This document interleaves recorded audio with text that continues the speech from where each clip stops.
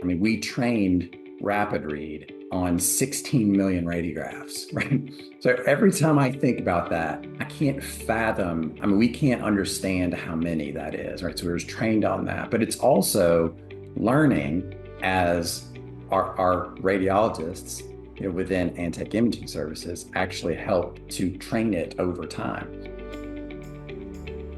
Hey everyone, welcome back to VetFolio Voice. This episode is sponsored by Antech and features Dr. Jimmy Barr, who joined me to talk about innovation in the veterinary industry. So-called old millennials like me have experienced quite a lot of innovation in our lives, some of which is super cool and has likely changed daily life for the better, and some of which makes me wonder at what point the robots are going to take over. And Dr. Barr and I talked about that here. We acknowledged that incorporating new technologies, especially when we're talking about more recent technologies like artificial intelligence, but even new tests, new procedures, new medications, it can all be scary. It can feel a lot safer to stick with what you feel has worked in the past.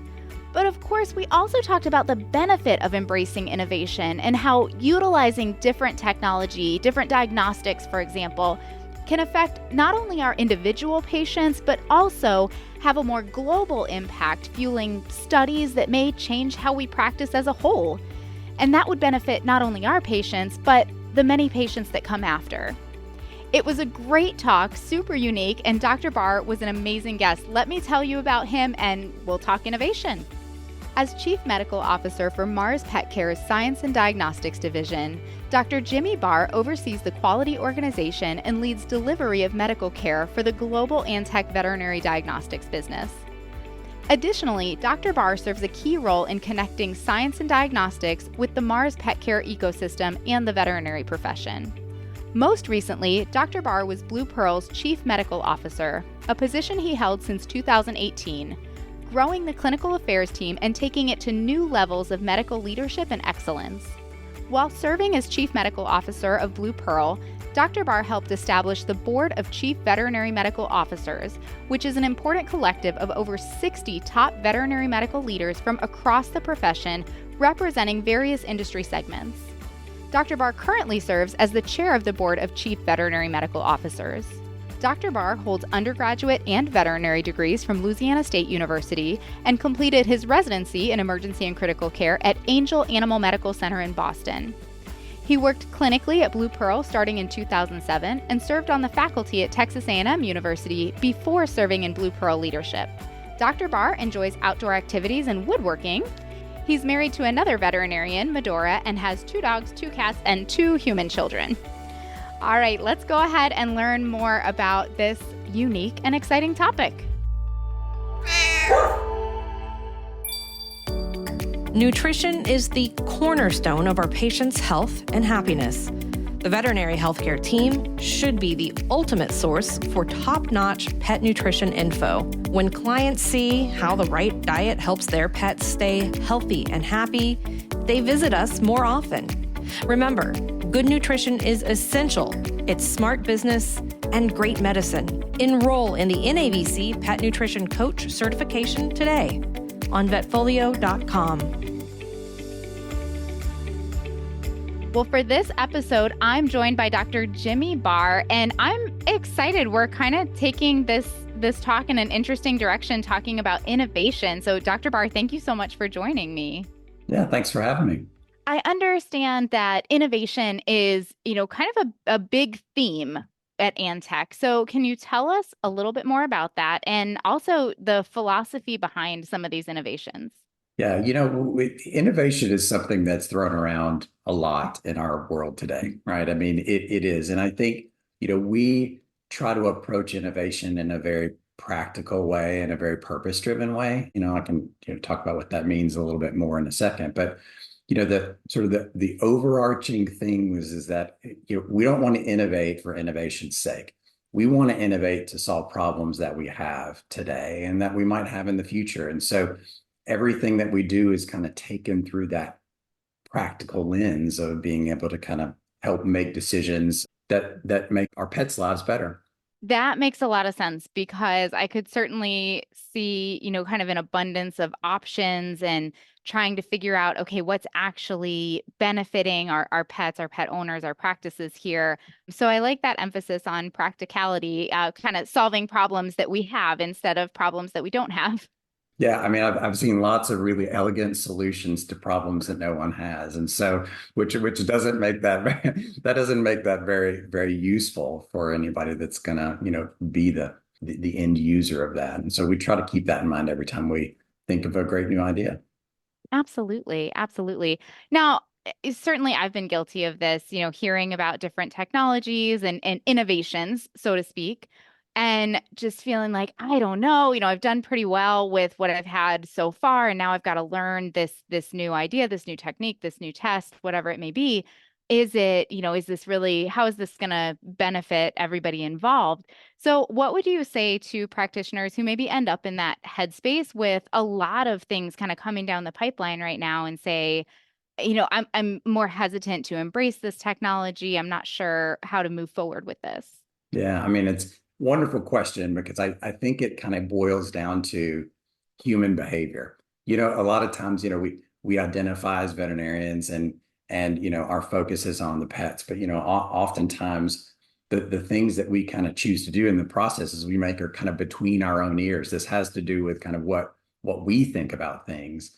And I can understand that. Change is hard for people. I mean, I don't even like to order different things at the same restaurant, right? I'm a creature of habit. I completely understand why people would be, nervous about that. And, but like at the same time, we can look back on things that are normal today that were a really odd thing to think about, right? I mean, think about, I mean, using an example in veterinary medicine, I mean, using antigen testing for heartworm disease. I Hmm. mean, that's completely, standard of care at the moment, but that's not how it was done for a long time, within veterinary medicine. And so, it does take some time and it does kind of take some adjustment for people to be able to, kind of use these things and use them practically. And so, from my perspective, the advice that I would give is don't make too much of what the data that the thing that you're going to be using. Don't make too much of it, but also recognize it for the value that it brings kind of to, the decision making in the pet. Because everything that you do, all of the, choices that you make on diagnostic tests to run, physical exams, whether or not to take that radiograph, is it worth the risk? Is it not? All of these things kind of help you make those decisions. And the beauty of this is that it helps you to really kind of practice that art of medicine of like putting things in context. That's what the veterinarian is there for. So take those diagnostics and then, what does this mean for this pet that's in front of me right now? If you keep it grounded in the clinical medicine and in the decision making, not making too much of it, not making light of it or dismissing it, I think that's where the really sweet area is right there. I'm thinking about that, and that's a really good way to approach it, to not say like this is going to like change everything, every challenge I've ever had practicing medicine, it's going to fix everything, but also not dismissing some of the benefits that something can bring. Yeah. I was kind of laughing when you talked about not wanting to order different things at restaurants because it got me thinking there's this shrimp quesadilla that actually gave me food poisoning at one point, but you better believe like it took me a couple years, but I'm right back to ordering that same thing. Yeah. So yeah, it is really easy to fall into those patterns. But if I think about how I practiced medicine when I first graduated 10 years ago versus how I practice now, those look very different Mhm. and for many reasons. But one of the reasons being that there's a lot more drugs, there's a lot more tests, there's a lot more things that we can do now than even just 10 years ago. And had I kind of stuck with that comfortable place, that, well, this is how I've always done it place, I think I really would have missed out on the opportunity to practice really good medicine, deliver a lot of benefits for my patients, and really just evolve as a practitioner. Yeah, completely agree. We're in such an exciting time. I don't know if you think this way, Cassie. I feel like we are in like an amazing time in veterinary medicine right now, but just because of the way that we've gotten a lot more tools in our tool chest to be able to make decisions with patients, and things are faster, more efficient, sharper, more precise. I mean, those are the things I think are really interesting, but like things that we have never even thought about are happening now. And that's the sort of the exciting part, the things that we've been kind of talking about that have been sort of circling around veterinary medicine are coming to fruition. And it's not just that, but what's it going to look like in 5 years from now or 10? What's that going to bring? And those are the exciting things when I think about what's coming to bear. It seems overwhelming at times, right? But it's going to become part of who we are, and it's going to enable us to do that art of medicine that I think is going to be unprecedented. And I'm really excited to kind of be a part of this world right now. No doubt about it. I say it all the time with all these amazing talks I get to have of like what a time to be a veterinary professional. Just Yeah. the different Wow. drugs, the different technologies, the things that we can do now. It's yes, it's amazing. Yeah. Yeah.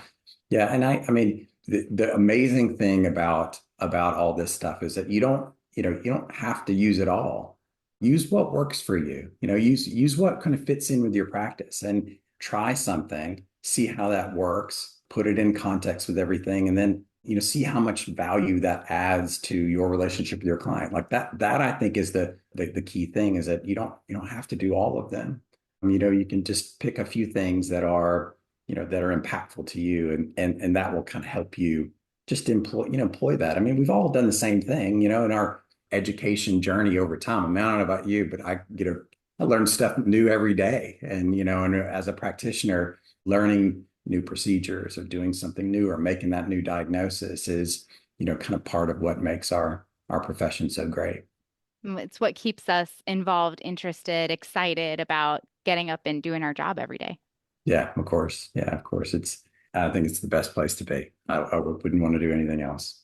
I agree. I agree. I have no regrets about my choice of career. It's a really, really cool one and really exciting.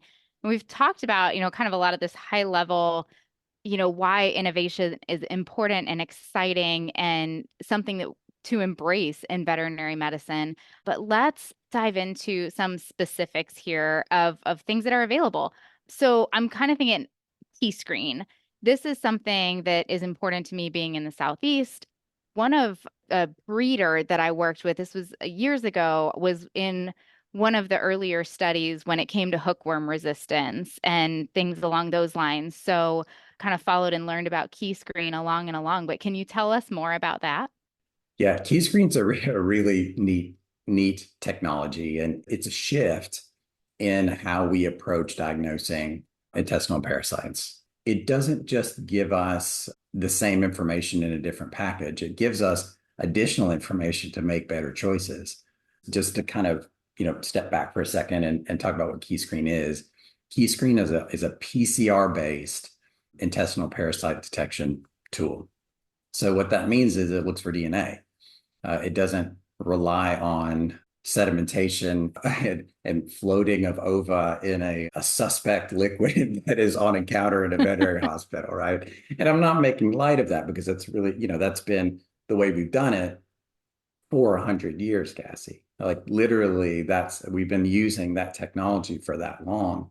I don't know about most, but a lot of these, fecal flotations that are done in hospitals are, they're done, with gravity, right? So they're put there and mixed up in a little container, and a slide is placed on top, and it's sitting there for a little while, and you can't leave it there for too long, but also not, long enough. In order to really get the best results, those need to be sedimented, which they're not in probably most circumstances. And so the diagnostic accuracy is probably not what we want it to be, right? So when we're looking for these particular things, especially in young patients, right?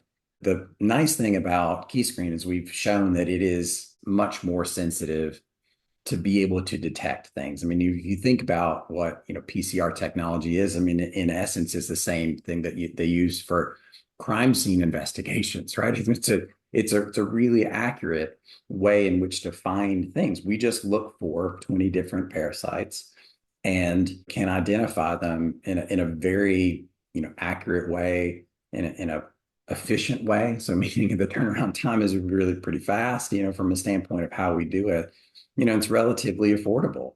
But that's not the whole story on Keyscreen. I mean, the thing that I think is really interesting about Keyscreen is that it plays into a couple of different larger picture things that as veterinarians we can participate in. And so you mentioned one that I think is really important, which is drug resistance. So we just published a paper a little while ago about resistance in hookworms and kind of what's the incidence of that. And benzimidazole resistance is a big deal, as it turns out. And it's something that I think probably as veterinarians, we've all run into that, I mean, after we've dewormed some cases and, they still kind of seem to have them. And we've run into that, but we've never been able to kind of identify that really well. And Keyscreen does that, which I think is really, really helpful. The other thing that I think is interesting is in the detection of Giardia and getting into the idea of One Health and zoonosis. As a part of the sort of the test, we can detect presence or absence of Giardia, but also whether or not that Giardia has a propensity to be able to be passed to humans, right? So these groups of Giardia, interestingly enough, like some of which kind of stay within their host in which they currently are, but some of them have a propensity to be zoonotic. As it turns out, there's a difference between dogs and cats and what they have and whether or not they're relatively zoonotic. So we have some research that's going to be published to that effect later on this year. And so the bottom line about Keyscreen is that it is an amazing technology, and it's just better at detecting intestinal parasites than what is currently in practice at the moment. We're excited to share that. We're excited to kind of talk about that because it's an amazing technology that I think is really going to, when we get 5 years into the future, we're going to think about it a lot like we thought about heartworms and antigen detection and versus a NOTS test. To me, I think it's going to be an eventuality. Yes. And it makes me think of those pets with diarrhea that we're not identifying an inciting cause. It's not, the lab that got into the garbage like mine did last week. And we're thinking, intestinal parasites are high on the list, but we're not finding them on our centrifugation or float. And I'll always have that talk with owners of keep in mind, I'm looking at a small sample here and, this is the way that I'm processing this sample. So I'm telling you, I didn't find any. I'm not telling you they're not there. Where Keyscreen really changes that conversation to It say, does. it can detect that DNA in such small amounts where it can be a lot more specific. And I'm also wondering, I'm excited about and I'm curious about it changing the way we approach some of our deworming protocols because we are Great. seeing that Yeah. benzimidazole resistance and in Giardia, like what is the clinical significance and how what is the best way to approach that. Well, the first way I think to answer those questions is to figure out, are those parasites there and what do we Yeah. do with them? Yeah. I mean, I love it. I love that provocation because it's, honestly, the benzimidazole resistance, you can draw a direct parallel to antibiotic resistance. I mean, and the reason why that exists is because there have been so many parasites over time that have been just exposed to benzimidazoles. From a standpoint of, stewardship of our, pharmaceuticals, it's probably not a great idea just to deworm everything, right? I Right. mean, which, and that's, a lot of times, and I, been guilty of this myself. I mean, when I was a general practitioner before I went and did residency and then practiced in private practice before I went and did to the university, was on faculty at the university. You would deworm just in case, right? I mean, there are a Mm-hmm. lot of times, and lots of people do that, and I'm not casting aspersions on that. I'm just saying that, like, if we're gonna think about and talk about using our pharmaceuticals and being good stewards of those, this plays into that because this actually gives us the answer, right? So whether or not we need to use them or not, it's a great tool to be able to have, and especially in times in which the case is not following a path like you want it to. But it's a great screening test. I mean, it detects minuscule amounts of parasites, and we're proud of that. It's a very cool test, and I'm really Yeah. excited to see some of the research that comes off of running it and learning more about these results. I mean, Antech, as we mentioned, is full of innovation. Let's move into Rapid Read. Can you tell us more about Rapid Read? Yeah, Rapid Read is another sort of cool technology. And I think, the Rapid Read as at its basis is a tool, right? So it's a cognitive aid. It is a artificial intelligence based aid in helping us to interpret radiographs. The neat thing about artificial intelligence and using this in my mind, like the first thing that comes to mind is that it's not biased like we are, right? So when we take abdominal films, it's also going to take a peek at the chest that you actually got as well. It's going to look at all the bones, and it's going to evaluate everything that's there. So it's not biased like we are. There's this really interesting landmark study where they actually put in a picture of a gorilla within, CT scans, and a bunch of radiologists, human radiologists, actually missed the gorilla that's there because of bias, because they were looking Wow. for something else. And, artificial intelligence doesn't do that. The second part is that it is only going to improve accuracy, sensitivity, specificity over time. And especially, with the way that we've done it. I mean, we trained Rapid Read on 16 million radiographs, right? So every time I think about that, I can't fathom, I mean, we can't understand how many that is, right? So we were trained on that, but it's also learning as our radiologists, within Antech Imaging Services actually help to train it over time. And so it will only begin to get better over time. What it does, it asks itself a series of binary questions, right? So is the heart big or is it not? Is there pulmonary edema or is it not, right? So it asks kind of these sort of binary questions. And there are admittedly questions that it doesn't ask right now of kind of, outlandish things that, are not necessarily things that it's looking for. But of the things that it's looking for, it's good at being able to find them. I'm, kind of talked about my own inner skeptic. I'm a skeptic about a lot of things. And I was fortunate to lead Blue Pearl before coming to Mars Science and Diagnostics and Antech.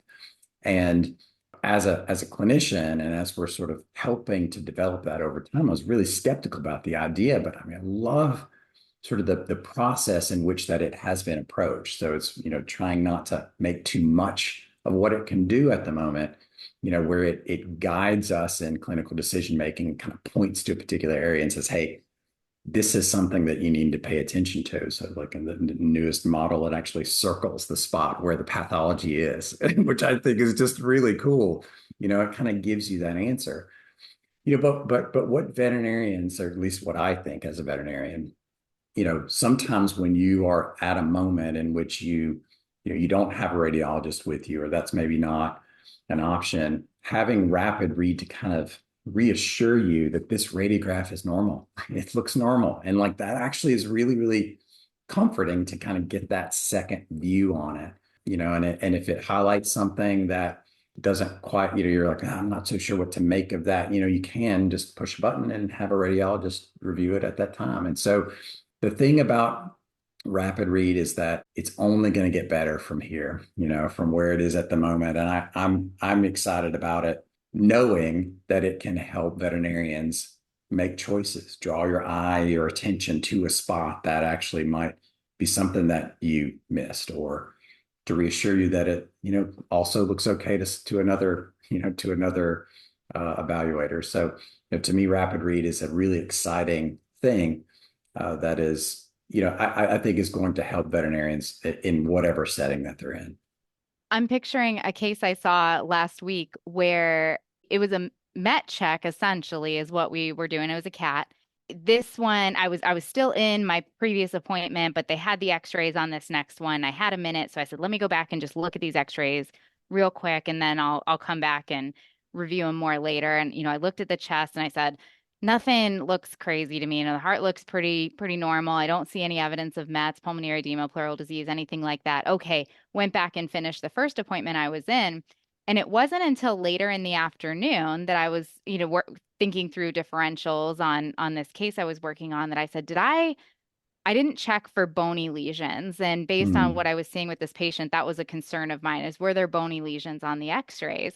And so I'm picturing in that moment having a technology like Rapid Read to say, hey, you're right. The chest doesn't look super exciting. If you're not excited, I'm not excited. But did you look at this bone over here? Because yeah, my bias absolutely took over in that moment. And I just yeah, focused on the chest and I had to go back later and say, oh, wait a yeah. second. Is there something I else mean, here? yeah. I mean, biases are. I mean, it's natural. It's a natural human thing. I mean, that's we focus our attention based on what's on our mind at the time, and so sometimes that's not necessarily. I don't know about you, but I mean, you probably get 100 interruptions in a day of like, you're trying to focus on something, and someone's like, "Hey, did you call back Miss Jones?" And all Oh, these different yeah. things. I mean, like that happens all the time, and this is the thing about technology, and they can, if they're good cognitive aids for you, it can really help to hone in what you're doing.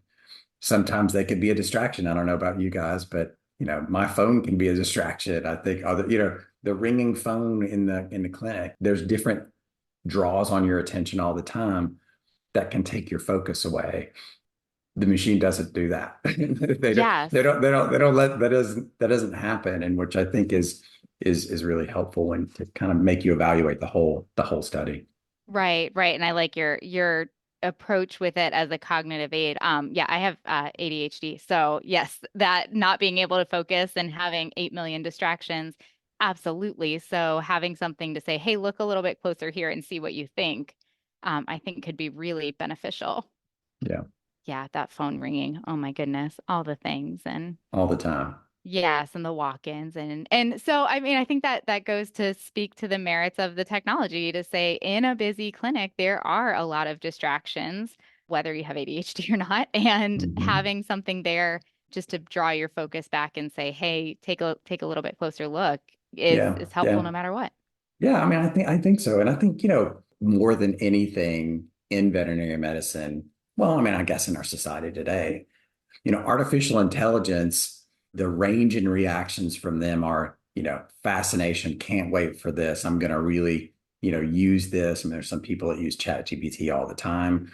And then there's, folks that believe it's terrible and the machines are going to be taking over and Terminator's going to happen, the whole thing, right? And I mean, I have to admit, I oscillate between those two Yeah, me spectrums too. all the time, right? Yeah, I mean, it's because it's scary. I mean, it's scary about what some of these things can do. But the point is that it's not going to take over. You think you're like, oh, I can read radiographs, pretty well. And yes, I'm sure that you probably can, but there are times in which it would really help you to have that, and to help you to sort of make decisions. In fact, it help you get a little more comfortable with that decision, right? Helps free up a little bit of mental space for you to be able to actually practice the art of medicine rather Right. than, be trying to, focused in to make sure that you're, not missing a pulmonary nodule in a cat, right? I mean, that's really hard to find Yeah. sometimes. They can't. Well, and in that example, I think, that's the perfect example is yes, like I can read a cat chest x-ray, and if there's a bony lesion, chances are I can find it, but in that moment I wasn't looking for it. Right. Yeah. Yeah, exactly. Exactly. And so don't overthink it. Use it Right. for what it can do for you. And then, put it in context of the case. And if that makes sense and that helps you in that moment, then that will help you make decisions with the client. Absolutely. Absolutely. Well, this next one, I'm really excited to learn about it because I know very little, but the little I know seems really cool. Let's talk about NuQ. Yeah. I mean, NuQ is a really remarkable test, right? So so Antech has partnered with Volition Health. So and Volition developed NuQ as a test to look for evidence of cancer. And the theory behind the test is that there are these things in DNA replicate DNA that are called nucleosomes. It's kind of how DNA is packaged up, right? So you got these little proteins that the DNA is sort of wrapped around to make it more wieldy during replication and whatnot. Normally, that should be inside of a cell, right? So if there's cell damage, or in the case of cancer, those nucleosomes then get released into the blood. you can pull some blood and then you can actually measure the presence or absence of nucleosomes in the blood. And, it's been shown in a number of different cancers that nucleosome levels are high, which is in a patient where there's not another reason for that to happen. That should be alarming to you, right? You should be nervous about that if you find elevated nucleosome levels in the blood, specifically in a couple of different, the most common cancers in dogs and in hemangiosarcoma and lymphoma. It's pretty consistent that they're elevated in those disease states. Now, admittedly, there are other reasons why nucleosome levels would be high in a patient, right? So any large amount of tissue damage or inflammation could potentially cause nucleosome elevation. So you got to kind of, this is one of those tests where what's happening in the patient is actually going to be very important in how you interpret this test, right? So if you've got a patient that got hit by a car and you check nucleosome levels, the likelihood is that they're going to be high, right? Because there's been tissue damage, right, associated with, that trauma. But if you've got a patient that is feeling good, wagging their tail, dragging their owners in, and is a 8-year-old golden retriever, and you measure that during their wellness exam and their nucleosome level is high, that requires further inquiry. That's an area in which you'd be like, okay, this is something that's going to make me really look into this case. And so using it in the right circumstances is actually a wonderful, screening tool for early detection. And that's what's really interesting about it from my clinical brain is about how we would sort of approach that with, my own pets, for instance, and the technology that Antech is when we're partnering with Volition is that we've taken that test that's been, run at a lab and that we've actually adapted it and put it so that it may be run inside a veterinary hospital on the Element I+ immunoassay platform that's within the hospital. The Element runs some other tests too, but the Nu.Q specifically, does it such it's just a cartridge you just put in and it runs in 6 minutes. It's another technology that every time I think about it, I feel like I'm living in the future. I can't believe that this is something that has been able to do inside of a veterinary hospital with the accuracy that it's able to kind of be done at this moment. So it's a really, really neat test that has a lot of possibilities of what it is we're going to diagnose. Absolutely, absolutely. I like that you put it in the context of the 8-year-old golden retriever because I think all of us have our antenna up in those cases of like, do those lymph nodes feel normal? Can we feel anything on abdominal palpation? But a lot of times we can't because these are Yep. big dogs and we're not getting a great feel of their spleen or their liver. And, their lymph nodes really might not show anything for quite a while. So having that indication, especially, if you have that right owner who knows that you're on the lookout for that stuff and you get that elevation and say, hey, maybe we should do an abdominal ultrasound and just Yeah. see.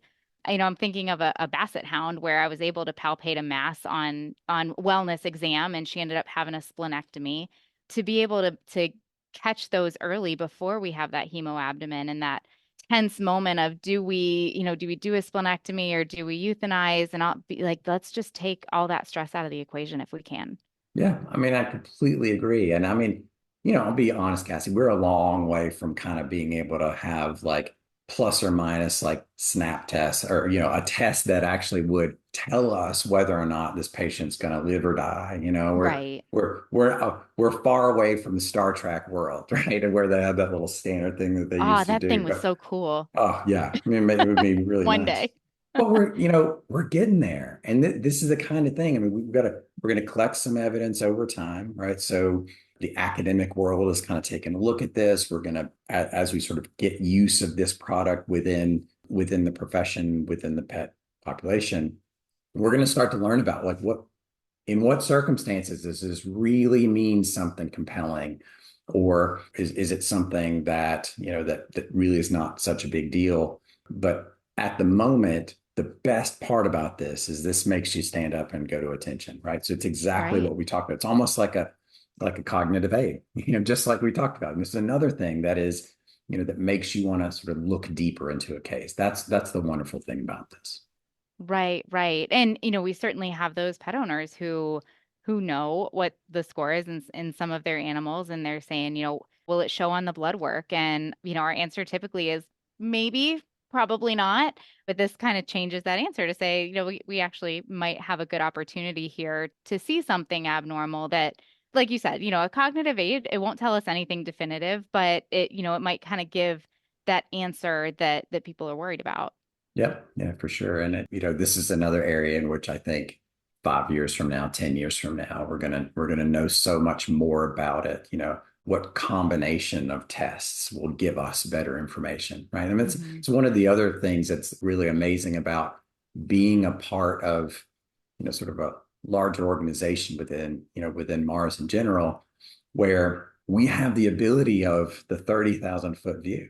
Right. So we have the ability to be able to kind of step back and say, all right, in this combination of things, what's the thing that's going to help us? What can we learn from combinations of different analytes or different measurements? We'll learn more and more about different things. I personally am interested in the combination of C-reactive protein and nucleosome elevation. I think that like knowing whether or not a patient is inflamed along with, having this elevated, I think would be a really, really cool thing to kind of be able to demonstrate that, if a patient's not inflamed and they don't have other clinical signs of tissue damage and you have an elevated nucleosome level, I think that will give us richer information. And these are the kinds of things that we're thinking about as we go forward and try to make some decisions about what's the best way to go. That does sound like living in the future. Yeah. And there's already the predictive, like with the cat kidney panels to say, hey, look a little bit closer here. Yeah, And that's right. Yeah, renal tech. Yeah, renal tech's something that we've been doing for a while that is this, it's actually just looking at data that we already have in a fresh way that helps us decide whether or not our patient has the possibility or likelihood of developing kidney disease that we can measure readily, within a few years. I mean, that's pretty amazing as well. I mean, it's something that and that's just one example. Our in Mars Pet Care, there's a team called the Next Generation team that is, that's their job. Their job is to look for things like this, which I think they have the coolest job ever. And so but that's their role, is to look for ways in which we can modify this. I mean, they're the ones that developed rapid read, with our radiologists, so they kind of co-developed that together. But yeah, that's an amazing team. very cool, very cool. It does feel like living in the future. Like you said, all of these, and there's all the data there. So, like you said, that 30,000 foot view, like we have all of these samples, all of this information. Let's put it together so we can use it better in the future. And thinking of renal tech that happened to come up, that's one of those things where, in a busy clinic, otherwise healthy cat. Yeah, everything looks pretty normal. All right, call. Everything looks good. Mrs. Jones, moving on. Well, then that cat gets sick, and you just have that extra prompt to like, hey, well, did you consider this? And it Exactly. sounds like that's what a lot of these technologies are doing of like, hey, did you think about this? Yeah. I mean, a urine specific gravity of 1018 is probably not a big deal unless you kind of pair that with a high end of normal creatinine. Those Hmm. two things together, we may not be able to pick that up. But if you're looking for it, if you're looking kind of for these patterns, you have each of these sort of individual contributors around that. I mean, that's kind of what renal tech does, is to figure that out. And I think it's, again, it's a really cool technology, and it's another thing about innovation. Innovation doesn't have to be a newfangled thing. It can be a new way to approach data that we already have, and that's a great example of it. Well, Jimmy, I think you've done a really good job of introducing these innovations, this technology that we have, and how we would use those in a clinical application, but also really emphasizing the impact that all of this would have for the future. We talked about, do we change our deworming protocols because we're worried about resistance? What do we see on x-rays that might point us to say, hey, when we see this, we should really, go down this road? And certainly, with NuQ, renal tech kind of came up spontaneously. So Mhm. not only the direct impact on pet owners and patients on that specific case, but kind of the global impact that that can have. I really appreciate you coming on the podcast and kind of going over all of these different concepts with us. Are there any final bits of innovation, technology thoughts you want to share? Yeah, it's funny. Your last provocation just made me think of some things about like, what does this mean to the profession, right? So, what does this mean to kind of how we're all doing it? And I mean, I think that I get to work in a very purposeful environment, right? So, our purpose, our overarching purpose in Mars Pet Care is a better world for pets, right? So that's what we do, right? So when it talks about innovation or within Mars Vet Health and how they deliver care, or in RC, whenever Royal Canin, whenever they are creating, the diets that they do, all of this is aimed towards a better world for pets. And the approach is that we do it in a way that helps the ecosystem. So meaning like, and the ecosystem means all of the things that surround a pet parent and the pet, right? So that means the wellness care that they get, the food that they receive, but also the grooming that they get, and where do they acquire their pets, and what sort of information do they need, and all of these different things, and all of the stuff that we're doing is kind of help. At the center of that is to help that relationship between a pet parent and a pet, and how, and in our case, how veterinary professionals, technicians and doctors, do that. And I'm really proud of that, because these things are a part of what we're sort of introducing here. They're inherently practical. They're inherently made, to solve problems in a better way. And I think that's a really great thing. Helps me sleep really well at night. And I love talking about it. And so I really appreciate the opportunity to kind of come on and talk about that with you. Absolutely. Absolutely. I think you did a great job of illustrating, that we're all here for. We all want to benefit pets and pet owners, and we all want to sleep well at night feeling like we're making a difference. So thank you again for joining me. This has been a really fascinating talk. Yeah, it's too bad we only had a short time. We could have gone on longer, I think. We'll have to do it again then. Sounds great. What a neat talk. I know I definitely walked away just intrigued and excited after our conversation. Dr. Barr, thank you so much for joining me. A huge thank you to Antech for making this episode possible. Big thank you to everyone who tuned in and listened. I hope you took something away from this conversation as well. I know I did. If you enjoyed this podcast, please leave us a 5-star review wherever you get your podcasts. It'll help other veterinary professionals like you find this and other great content we try to put out there, or so I'm told. For more episodes like this, click on the Education tab on the VetFolio website. As always, we'd love to hear your input on this talk, as well as ideas for topics you'd like to hear from us in the future. Feel free to reach out to me at dvm@vetfolio.com. You can also visit my Facebook page at Dr. Cassie DVM, and you can find me on LinkedIn. And remember, if one animal is better off because of you today, it's a great day.